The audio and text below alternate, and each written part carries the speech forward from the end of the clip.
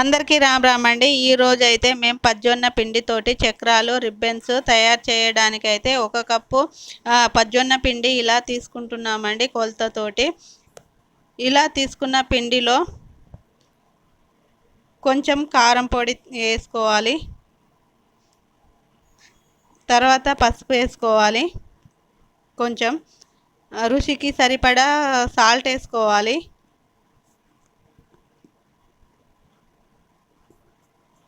కొంచెం జీలకర్ర వేసుకోవాలి.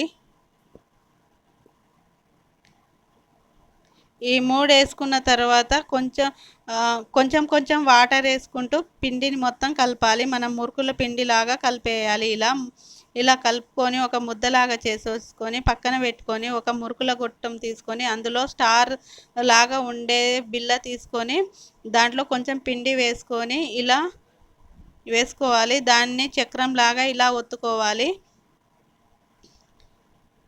అన్నీ ఇట్లా మొత్తం ఇలా చక్రం లాగా అన్నీ ఒత్తుకున్న తర్వాత స్టవ్ వెలిగించి దానిపైన కడాయి పెట్టేసి అందులో ఆయిల్ వేసి వేడెక్కనివ్వాలి. వేడెక్కిన తర్వాత ఈ చక్రాలను డీప్ ఫ్రై చేయాలండి.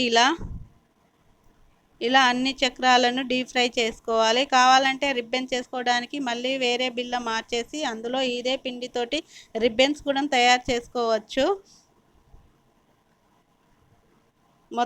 గోల్డెన్ కలర్ వచ్చే వరకు మంచిగా డీప్ ఫ్రై చేసుకోవాలండి. చూడండి ఎంత బాగా వచ్చాయో, కలర్ఫుల్గా వచ్చాయి, ఎంత బాగా వచ్చినాయి. పజ్జొన్న పిండితోటి ఇలా చేసుకుంటే హెల్తీగా ఉంటుందండి. కానీ పజ్జొన్న పిండి కొంచెం చేదు వస్తుంది. మీరు చేదు తినమని అనుకుంటే దాంట్లో బియ్యం పిండి కూడా కలుపుకోవచ్చండి కొంచెం. మాకెందుకంటే రోజు మేము జొన్న రొట్టెలు తింటాం కాబట్టి మాకు అలవాటే, కాబట్టి ఏమనిపించదు. కాకపోతే మీరు మాత్రం బియ్యం పిండి కలుపుకోండి. పజ్జొన్న పిండి తింటే చాలా హెల్తీ అండి, చాలా ఆరోగ్యం కూడాము. అందుకోసమని పజ్జొన్న పిండితోటి ట్రై చేస్తున్నాను. ఈ వీడియో మీకు నచ్చితే ఒక లైక్ చేయండి, ఒక సబ్స్క్రైబ్ చేసుకోండి.